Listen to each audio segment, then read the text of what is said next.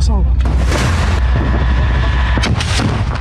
2023년 10월 하마스 전쟁, 2024년 9월 헤즈볼라 전쟁, 그리고 올해 6월 이란 대규모 공습까지 현재 이스라엘이 벌이고 있는 분쟁들인데요. 이번엔 이스라엘이 시리아 수도 다마스커스를 공습했습니다. 이 과정에서 국방부 건물이 파괴되는 장면이 그대로 방송을 타기도 했는데요. 아니, 이스라엘은 또 무슨 이유로 시리아를 공격한 걸까요? 이스라엘은 이번 공습이 시리아 내 소수민족 드루즈족을 보호하기 위한 인도주의적 조치라고 주장합니다. אנחנו גם מחויבים לשמור על התושבים הדרוזים. אנחנו עושים זאת באמצעות פעולות עצימות.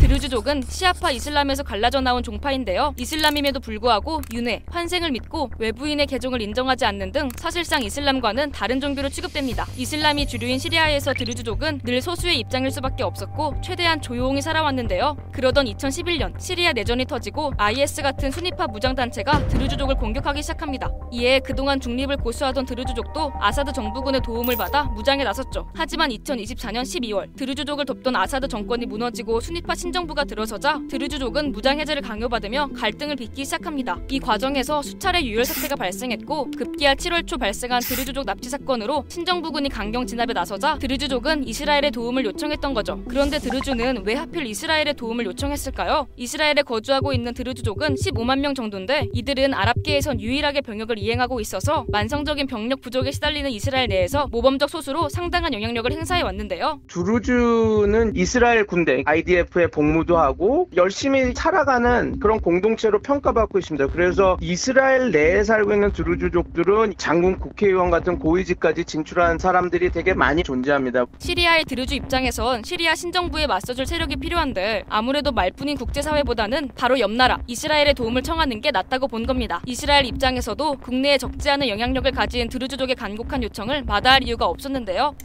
그렇다곤 해도 지금 이스라엘은 하마스에 레바논에 이란과도 싸우는 상황이잖아요. 여기서 시리아까지 공격하는 데엔 뭔가 다른 이유가 있는데 가장 큰 이유는 바로 골란고원의 확보입니다. 골란고원은 양국 국경에 위치한 평균 해발고도 1000m의 고산지대인데요. 이곳에서는 이스라엘 국경 너머를 훤히 내려다볼 수 있어서 이스라엘군 입장에선 어떻게든 확보해야 할 지역이라는 평가가 많습니다. 실제로도 이스라엘이 1967년 6.1 전쟁 당시 골란고원을 점령한 이후에는 항상 전략적 우위에 섰었거든요. 그렇기 때문에 이번에 시리아 남부 지역의 드루즈 세력들에 대한 통제권을 잃게 되면 영토 문제가 계속 커질 수도 있으니까 이번 군사작전이 이루어졌다라고 분석하는 사람들이 많습니다. 실제로 이스라엘은 건국 직후부터 주변국과 끊임없이 전쟁을 해왔는데요. 가뜩이나 상비군보다 예비군 비중이 높은 이스라엘 입장에선 예비군이 도착할 때까지 시간을 벌어줄 완충지대 확보가 중요할 수밖에 없고 이런 완충지대로 골란고원만한 곳이 없다는 겁니다. 골란고원은 수자원 확보 측면에서도 중요한데요. 실제로 골란고원은 이스라엘이 크게 의존하는 요르단강 상류의 수원지기도 하고요. 갈릴리 호수의 지류 역시 이곳을 지나고 있거든요. 이러다 보니 시리아가 골란고원을 차지하고 지류를 차단하는 상황을 막기 위해서라도 이스라엘 입장에서 이곳을 포기하기 쉽지 않다는 평가입니다. 이스라엘 내부 정치 문제도 이번 공습의 원인으로 꼽히는데요. 이스라엘은 의원 내각제 국가라서 정권을 유지하기 위해선 다른 정당과도 손을 잡는 연정이 필수적인데 계속되는 분쟁에 병력이 부족해지자 네타냐후는 하레드라 불리는 초정동파 종교인까지 징집하기 시작합니다. 이 과정에서 불만을 가진 초정동파 정당이 연정에서 탈퇴를 선언하면서 의회 과반을 상실한 네타냐후 정권은 위기에 몰리고 말았죠. 이렇게 되자 네타냐후는 더 이상의 이탈표를 막고자 끊임없이 안보 위기를 강조해오기 시작하는데요.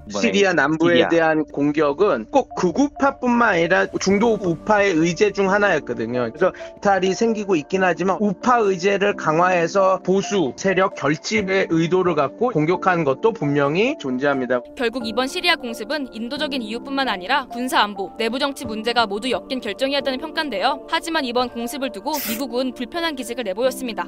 Is the United States did not support recent Israeli strikes. There's no benefit to this any kind of military action. 사실 이전부터 미국은 소위 시아파 초승달 벨트로 불리는 친이란 세력권을 견제하고자 반이란 순위파 진영을 구축해왔는데요. 그런데 이번에 시리아의 순위파 신정부가 들어서며 시아파 초승달 벨트가 끊어지자 미국은 시리아 신정부 포섭에 적극적으로 나서고 있었는데 여기서 이스라엘이 시리아를 공습해버리면서 분위기가 싸해졌다고 합니다. 그리는 큰 중동 구상 아브라함 협정에 시리아의 참여도 되게 중요한 키가 될 거거든요. 이 상황에서. 그런데 지금 이스라엘이 공격을 하는 거죠. 거잖아요. 조금 더 상황을 지켜봐야 하겠지만 현 시점에서는 트럼프 행정부와 샤라 정부 간의 관계 개선이 있기 때문에 지금 이스라엘 입장에서는 어느 정도 딴지 정도까지는 할 수 있겠지만 이것을 막 전면전으로 가거나 이런 건 쉽지가 않거든요. 실제로 반이란 진영의 국가들은 일제 이스라엘을 규탄했고 미국도 이례적으로 불편한 기색을 여과 없이 드러낸 겁니다. 결국 공습 4일 만에 미국과 튀르키예, UAE의 중재로 이스라엘과 시리아의 분쟁은 일단락됐지만요. 양측은 여전히 강대강으로 맞서고 있습니다. 드루즈족 문제로 골머리를 앓는 시리아, 그리고 위기가 닥칠 때마다 전투기를 띄우는 이스라엘. 앞으로 이 두 나라의 관계는 어떻게 흘러갈까요? 여러분의 생각을 댓글로 알려주세요.